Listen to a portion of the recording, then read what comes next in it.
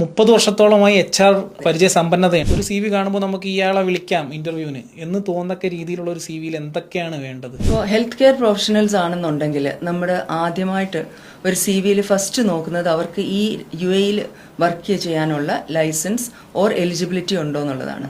ഇപ്പോൾ ദുബായിലാണെങ്കിൽ DHA Dubai health അതോറിറ്റിയുടെ eligibility or licence വേണം. ഷാർജയാണെങ്കിൽ SHA, അബുദാബി DOH. അപ്പോൾ ഈ എലിജിബിലിറ്റീസ് എന്നുള്ളത് അവർ ഹൈലൈറ്റ് ആയിട്ട് കാണിക്കണം.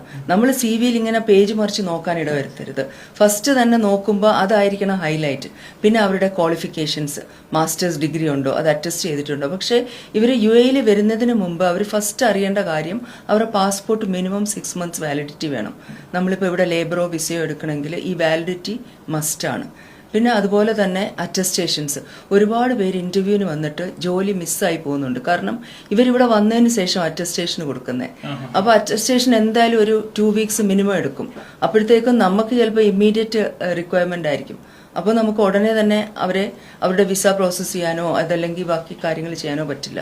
അപ്പോൾ വരുന്ന ഓരോരുത്തരോടും എനിക്ക് പറയാനുള്ളത് അതാത് രാജ്യത്തിന്റെ അറ്റസ്റ്റേഷൻസ് ചെയ്തിട്ട് വരിക. അവിടുത്തെ മിനിസ്ട്രിയുടെയും കൗൺസിലേറ്റിനെ അറ്റസ്റ്റേഷൻ ചെയ്തിട്ട് വരിക.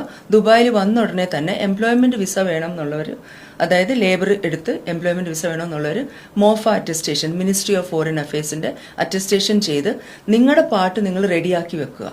പിന്നെ ഇന്റർവ്യൂവിന് വരുമ്പം നിങ്ങൾക്കത് ഉണ്ടോ എന്ന് ചോദിച്ചു കഴിഞ്ഞാൽ ഇമ്മീഡിയറ്റ്ലി ഇതെല്ലാം അവൈലബിൾ ആയിരിക്കണം. അതുപോലെ CVയിൽ എക്സ്പീരിയൻസിനും നല്ലൊരു വാല്യൂ ഉണ്ട്. നല്ല നാട്ടിലൊക്കെ നല്ല ഹെൽത്ത് കെയർ സെക്ടേഴ്സിൽ വർക്ക് ചെയ്ത ആൾക്കാരാണെങ്കിലും അത് നമ്മുടെ ഒരു ഐ ക്യാച്ചിങ് കാര്യങ്ങളാണ്. അതായത് ഒരു നേഴ്സ് ആണെങ്കിലും അതല്ല മെഡിക്കൽ കോഡറോ അല്ലെങ്കിൽ റിസപ്ഷൻ ആണെങ്കിലും അവർക്ക് മെഡിക്കൽ ടേംസ് അറിയും, ഒരു മെഡിക്കൽ ഫീൽഡിൽ നിന്ന് വരുന്നവരാണെങ്കിൽ. അപ്പോൾ ഇങ്ങനത്തെ ഒരുപാട് പോയിന്റ്സ്, അവരുടെ സ്കിൽസ്, ഒരു അഡ്മിൻ പോസ്റ്റ് ആണെങ്കിൽ അവരുടെ സ്കിൽസ്, കസ്റ്റമർ കെയർ ഉണ്ട്, കമ്മ്യൂണിക്കേഷൻ സ്കിൽസ്, അതും ഹൈലൈറ്റ് ചെയ്ത് കാണിക്കാം.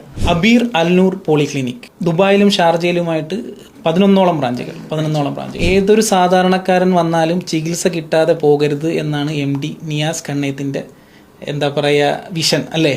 എന്താണ് അതിനെക്കുറിച്ച് പറയാനുള്ളത്? അത് നമ്മുടെ ഒരു വിഷനാണ്, നമ്മുടെ MDയുടെ ഒരു വിഷനാണ്. നമ്മൾ 95-ലാണ് അൽനൂർ പോളിക്ലിനിക്ക് ദുബായിൽ സ്റ്റാർട്ട് ചെയ്ത്. ഇപ്പോൾ ഓൾമോസ്റ്റ് 30 വർഷത്തോളമായി. 11 ബ്രാഞ്ചസ് ഉണ്ട്. 12ാമത്തെ ബ്രാഞ്ച് നമ്മൾ ലുലു വില്ലേജ് മുഹൈസ്നയിൽ ഈ മാസം മെയ് എൻഡോടുകൂടി സ്റ്റാർട്ട് ചെയ്യുന്നതാണ്. അപ്പോൾ നമ്മുടെ MDയുടെ വിഷൻ എന്ന് വെച്ചാൽ ഇപ്പം ഒരുപാട് ആൾക്കാർ വിസിറ്റിൽ വന്നിട്ട്, അതായത് അങ്ങനെ സാമ്പത്തികമായി അവർക്ക് ബുദ്ധിമുട്ടുള്ളവർ, അതല്ലെങ്കിൽ ഇൻഷുറൻസ് ഇല്ലാത്ത ആൾക്കാർ വരുവാണെങ്കിൽ അവർക്ക് ചികിത്സ കിട്ടാതെ മടങ്ങരുതെന്നുള്ളതാണ് നമ്മുടെ MDയുടെ നമുക്ക് തന്നിട്ടുള്ള ഈ വിഷൻ, നിർദ്ദേശം അങ്ങനെയാണ്. കാരണം അങ്ങനെ ഉള്ള ഒരാൾ വരുവാണെങ്കിൽ അവർക്ക് അത് അപ്രൂവൽ കൊടുക്കാനുള്ള അതോറിറ്റി അതാത് ക്ലിനിക്കിന്റെ